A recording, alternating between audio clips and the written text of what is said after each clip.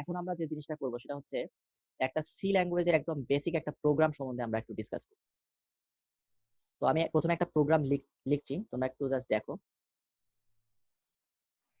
পরবর্তীতে আমি জিনিসটাকে জাস্ট ব্যাখ্যা করবো।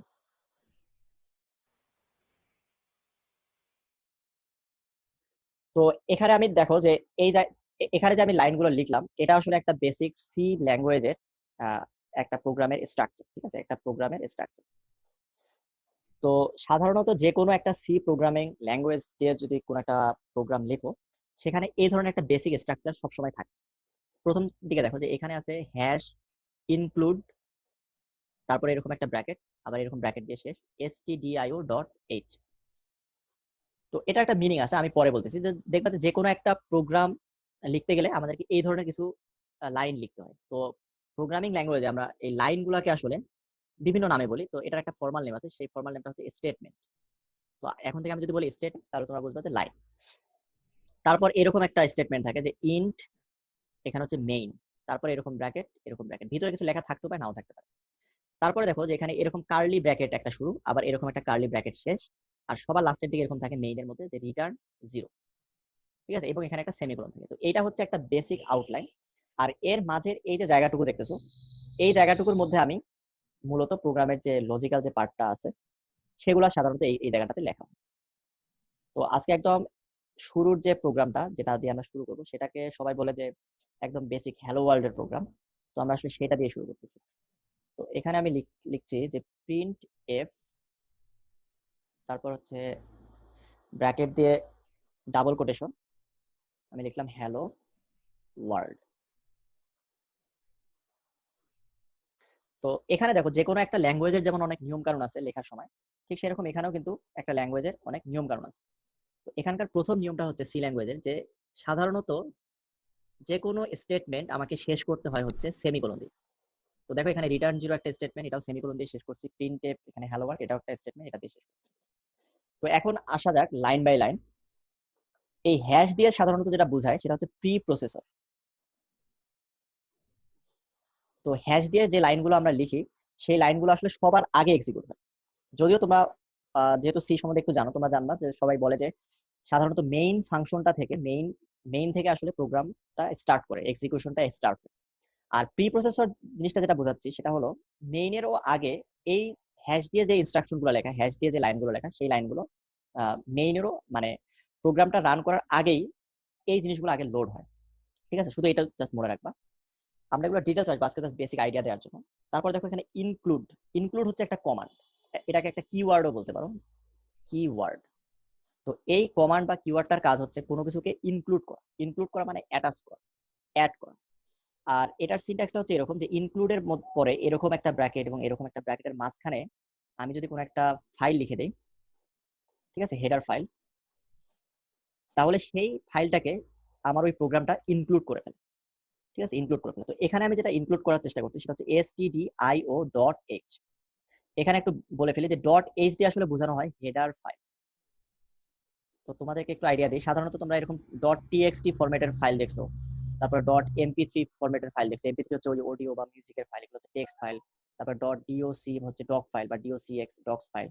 তারপর এমপি4 হচ্ছে ভিডিও ফাইলের এক্সটেনশন। তারপরে ধরো ডট পিডিএফ। ঠিক সেরকম ডট এইচ দিয়ে বোঝায় হচ্ছে একটা হেডার ফাইল। এটা হচ্ছে সি এর একটা স্পেশাল টাইপের ফাইল, হেডার ফাইল। আর আরেকটা জিনিস বলে যে সি এর যে যে কোডগুলো আমরা লিখলাম, সেটা আমরা যে ধরনের ফাইলগুলোতে আমরা সেভ করবো সেই ফাইলগুলোকে বলা হয় সি ফাইল। সেটার এক্সটেনশন হচ্ছে ডট সি। আর সি এর সাথে একদম সিমিলার একটু আপডেটেড একটা ল্যাঙ্গুয়েজ আছে, সেটাকে আমরা বলি সি প্লাস প্লাস। সেটার ফাইল এক্সটেনশন হচ্ছে ডট সিপিপি। তো তোমাদেরকে বলে রাখি, যখনই আমরা কোনো একটা সি ল্যাঙ্গুয়েজের কোনো একটা ফাইল লিখবো, মানে কোড লিখবো, তাহলে ওই ফাইলটাকে আমরা অবশ্যই ডট সি দিয়ে সেভ করবো। আর আরেকটা জিনিস বলি যে আমরা কিন্তু এই ডট সিপিপি এই ফাইল দিয়ে যদি সেভ করি, তার মধ্যেও আমরা সি ল্যাঙ্গুয়েজের প্রোগ্রাম লিখতে পারবো, কারণ সি প্লাস প্লাস আসলে সি এরই একটা এক্সটেনশন বলতে পারো, যে object oriented version. So always আমি রিকমেন্ড করি যে তোমরা এখন সবসময় ট্রাই করবা যে ডট সিপিপি দিয়েই প্রোগ্রামগুলো সেভ করতে। আমি দেখাবো। তো ইনক্লুড stdio.h, এটার মানে হচ্ছে stdio.h এই ফাইলটাকে ইনক্লুড করা। এখন stdio এই ফাইলটা দিয়ে আসলে যেটা বোঝানো হয় সেটা হচ্ছে std দিয়ে সাধারণত বোঝায় হচ্ছে স্ট্যান্ডার্ড। হ্যাঁ, আর আইও বলতে বোঝায় হচ্ছে input and output. Input output. তাহলে এসটিডি আইও বলতে যেটা বোঝানো হচ্ছে সেটা হচ্ছে স্ট্যান্ডার্ড ইনপুট অ্যান্ড আউটপুট। তো স্ট্যান্ডার্ড ইনপুট বলতে যেটা বোঝায়, স্ট্যান্ডার্ড ইনপুট মানে হচ্ছে ইনপুট ফ্রম কিবোর্ড, কিবোর্ড থেকে ইনপুট নেওয়া, সেটাকে আমরা বলি স্ট্যান্ডার্ড ইনপুট। আর স্ট্যান্ডার্ড আউটপুট মানে হচ্ছে স্ক্রিনের মধ্যে কোনো আউটপুট দেওয়া। আসলে আউটপুট কিন্তু অনেক অন্যভাবে দেওয়া যায়, যেমন স্পিকারের মাধ্যমে আউটপুট দেওয়া যায়, তারপর ধরো প্রিন্টারের মাধ্যমে কিন্তু আউটপুট দেওয়া যায়, ঠিক না? কিন্তু স্ট্যান্ডার্ড আউটপুট বলতে বোঝায় স্ট্যান্ডার্ড আউটপুট ডিভাইস হচ্ছে মনিটর বা স্ক্রিন, সেই স্ক্রিনের কনসোল, সেই কনসোলের মধ্যে আউটপুট দেওয়াটা হচ্ছে স্ট্যান্ডার্ড আউটপুট। তো এই ফাইলটা আমরা কেন ইনক্লুড করলাম? এই ফাইলটা ইনক্লুড করার উদ্দেশ্যটা হচ্ছে আমরা এই প্রোগ্রামটার মধ্যে এই স্ট্যান্ডার্ড ইনপুট আউটপুট হেডার ফাইলের আন্ডারে, এগুলোকে অনেক সময় লাইব্রেরি ফাইলও বলা হয়, লাইব্রেরি ফাইল। তো লাইব্রেরি ফাইলগুলোর কাজ হচ্ছে এই ফাইলের আন্ডারে অনেক অনেক ফাংশন থাকে, ঠিক আছে, অনেক ফাংশন থাকে। এবং আমরা যদি ওই ফাইলটাকে ইনক্লুড করে ফেলি তাহলে ওই প্রোগ্রামটার মধ্যে আমি ওই লাইব্রেরি ফাইলের বা ওই হেডার ফাইলের আন্ডারে যতগুলো ফাংশন আছে সবগুলো ফাংশন আমরা ইউজ করতে পারবো। তো এখানে একটু বলি যে এখানে যেমন এই লাইনটা দেখতেছো, প্রিন্টএফ হ্যালো ওয়ার্ল্ড, এই প্রিন্টএফ আসলে একটা ফাংশন। এই ফাংশনটা এই stdio.h এই হেডার ফাইলের মধ্যে ওটা ডিফাইন করা আছে যে এই ফাংশনটা কিভাবে কাজ করবে, এই ফাংশনটাতে কি কি লিখতে হবে, কোন কোন রুলস ফলো করতে হবে, everything is defined on this header file. তাহলে যেহেতু আমি এই প্রোগ্রামটার মধ্যে এই প্রিন্টএফ নামক এই ফাংশনটা ইউজ করতেছি, তাহলে প্রিন্টএফটা তো হুট করে কাজ করতে পারবে না, আমাকে প্রোগ্রামে বলে দিতে হবে যে এটা আমার এই হেডার ফাইলে আছে, দ্যাটস ওয়াই আমি এটাকে ইনক্লুড করে নিলাম। তার মানে এই প্রোগ্রামটা যদিও আমার এইটুক, এই যে ইন থেকে শুরু করে ধরো এই ব্র্যাকেট পর্যন্ত, কিন্তু এই ইনক্লুড stdio.h দিয়ে আসলে আমি এর উপরে আসলে stdio.h এই হেডার ফাইলে প্রায় 200-250 লাইনের একটা প্রোগ্রাম আছে, তো সেটাও আসলে এর মধ্যে ইনক্লুড হয়ে গেল, ঠিক আছে? এখন আসলে যে পরের স্টেটমেন্টটা সেটা হচ্ছে ইন্ট মেইন। তো তোমরা সবসময় মনে রাখবে এরকম ফার্স্ট ব্র্যাকেট দিয়ে যদি আমি কোনো কিছু স্টেটমেন্ট লিখি সেটাকে আমরা বলি হচ্ছে ফাংশন। যেমন এখানেও দেখো এরকম একটা ফার্স্ট ব্র্যাকেট দেওয়া হয়েছে, এখানে আবার ক্লোজ করা হয়েছে, সো এই প্রিন্টের এটাও একটা ফাংশন। তাহলে এখানে মেইন হচ্ছে একটা ফাংশন, প্রিন্টের একটা ফাংশন। তো ফাংশন লেখার সময় একটু বেসিক কিছু ফরম্যাট ফলো করতে হয়, সেই ফরম্যাটটা হচ্ছে শুরুতে দিতে হয় ফাংশনের রিটার্ন টাইপ, এটাকে বলে হচ্ছে রিটার্ন টাইপ। তো একটা ফাংশন আসলে কি? একটা ফাংশন আসলে ফাংশনে কিছু আমি ইনপুট দিব, ঠিক না, কিছু ইনপুট দিব, আর এই ফাংশনটা কিছু প্রসেসিং করে কিছু আমাকে আউটপুট দিবে, ঠিক না? যেমন ম্যাথমেটিক্সে তোমরা যদি একটু খেয়াল করো যে সে ফর এক্সাম্পল আমি লিখলাম function of x is equal to 3x plus 2, তাহলে ফাংশন অফ জিরো মানে কত হবে? ফাংশন অফ জিরো মানে হবে যে 3 ইন্টু 0 প্লাস 2, দ্যাট মিনস এটাতে আসবে হচ্ছে 2। তাহলে দেখো যে এটা যদি ফাংশন হয়, এটা যদি আমি ফাংশন অফ এক্স আকারে ধরি, তাহলে এখানে ইনপুট আমি যদি দেই 0, তাহলে এখানে আউটপুট আমার বের হচ্ছে 2। আর এই ফাংশনটা যেভাবে কাজ করবে সেটা আমার ওখানে নেই। তো এখানে সিতেও আমরা আসলে মূলত এটা ফাংশনাল কোড, মানে ফাংশন লিখে লিখে করা হয়। তো এখানে দেখো যে এই ফাংশনটা এখানে এক্স এর জায়গায় আমি কোনো একটা ভ্যালু ইনপুট দিলে সে আমাকে আরেকটা ভ্যালু আউটপুট আকারে রিটার্ন করতেছে, এটাকে বলে রিটার্ন করা। তো সি ল্যাঙ্গুয়েজে অনেকগুলো ডাটা টাইপ আছে, এগুলো নিয়ে আমরা পরবর্তী কোনো একটা ক্লাসে ডিসকাস করবো। সেখানে ধরে নাও 4টা ডাটা টাইপ আছে, একটাকে বলে আমরা ইন্টিজার, একটাকে বলে ফ্লোট, একটা হচ্ছে ডাবল, আর একটা হচ্ছে ক্যারেক্টার টাইপ। তো এখানে ইন্ট মেইন দিয়ে যেটা বোঝানো হচ্ছে যে মেইন একটা ফাংশন, সেই ফাংশনটার মধ্যে আমি কিছু একটা দিব, আবার নাও দিতে পারি।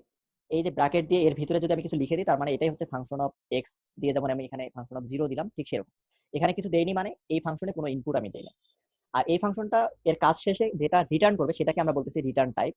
তো সাধারণত এটা একটা কনভেনশন, আগে আসলে মেইনের আগে দেওয়া হতো ভয়েড, ভয়েড নামে আরেকটা টাইপ আছে। ভয়েড শব্দের অর্থ হচ্ছে নাথিং, মানে কোনো কিছুই রিটার্ন হয় না। তো এখনকার মডার্ন যুগে বা এখনকার ট্রেন্ডটা হচ্ছে মেইনটা অলওয়েজ ইন্টিজার টাইপের ভ্যালু রিটার্ন করে।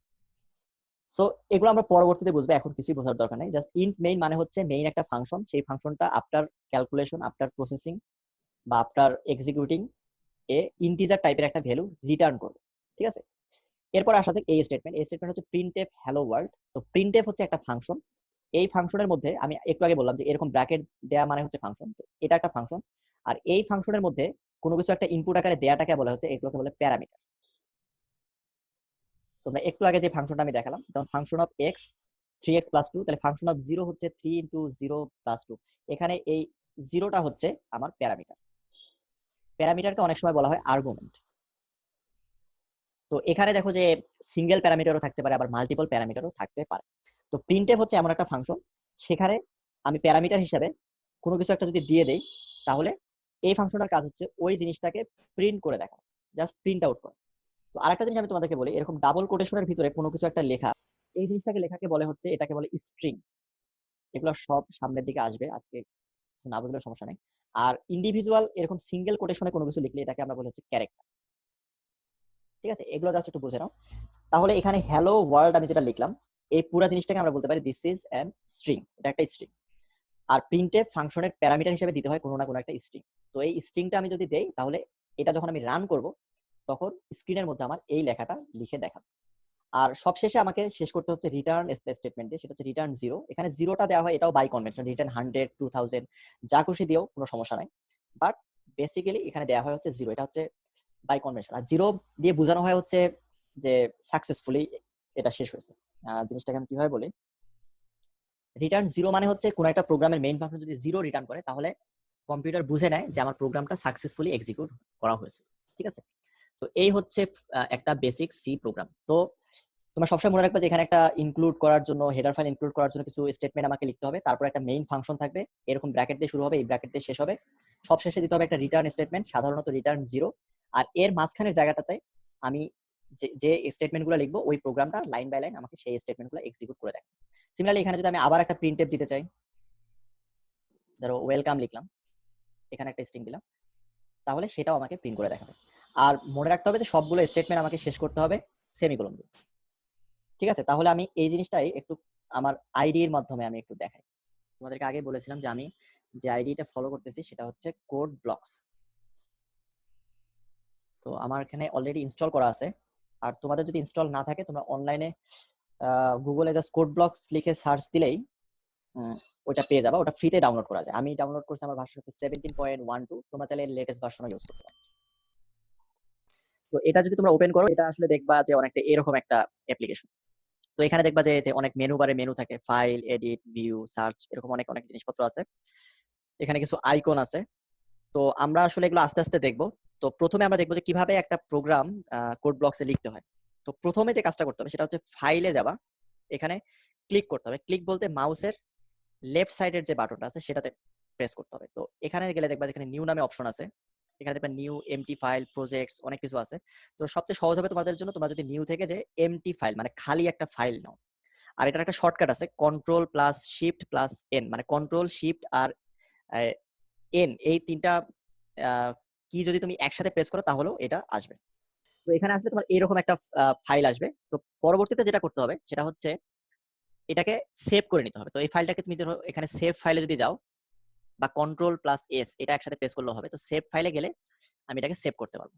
তো ধরো আমি আমার প্রোগ্রামের এখানে যে ড্রাইভ আছে, ধরো এখানে আমি রাখলাম হচ্ছে হ্যালো, আমি নাম দিচ্ছি হ্যালো। এখন দেখো হ্যালো লিখে যদি আমি এখানে সেভ করি, তাহলে কিন্তু ডট সি দিয়ে সেভ হবে। আর তুমি যদি ডট সিপিপি দিয়ে সেভ করতে চাও, তাহলে এখানেই ডট সিপিপি দিয়ে দিতে পারবা, আইদার সি অথবা সিপিপি। যদি এখানে না দাও, তাহলে এটা বাই ডিফল্ট ডট সি দিয়ে সেভ হবে। কিন্তু আমি সাধারণত রিকমেন্ড করি ডট সিপিপি এটা দিয়ে দেওয়ার।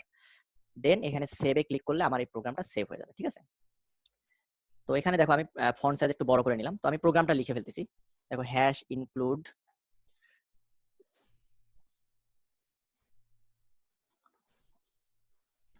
আর তোমরা লেখার সময় অবশ্যই ফার্স্ট ব্র্যাকেট যদি দেওয়া শুরু করো, তাহলে অবশ্যই সাথে সাথে সেকেন্ড ব্র্যাকেটটাও দিবা। তারপর এইরকম কার্লি ব্র্যাকেট দেওয়া শুরু করলে সাথে সাথে এরকম কার্লি ব্র্যাকেটটা দিয়ে শেষ করবে, তাহলে কোনো এরর হবে না। তো এখানে দেখো যে ইন্ট মেইন আমি এটা লিখলাম। তো সব সময় মনে রাখবা যে একটা যে কোনো সি প্রোগ্রাম লিখতে গেলে আমার এই কয়েকটা স্টেটমেন্ট লিখতেই হয়। তো আমি এটা বেসিক্যালি লিখে ফেললাম। তো এখন আসা যাক আমার মেইন যে লাইনটা, সেটা হচ্ছে প্রিন্ট এফ। ঠিক আছে, এখানে আমি লিখছি হ্যালো ওয়ার্ল্ড। তো এখানে দেখো আমি সেমিকোলন দিলাম। তো দ্যাট ইজ আওয়ার, এই সি প্রোগ্রাম তো মেশিনে ডিরেক্টলি রান করতে পারবে না।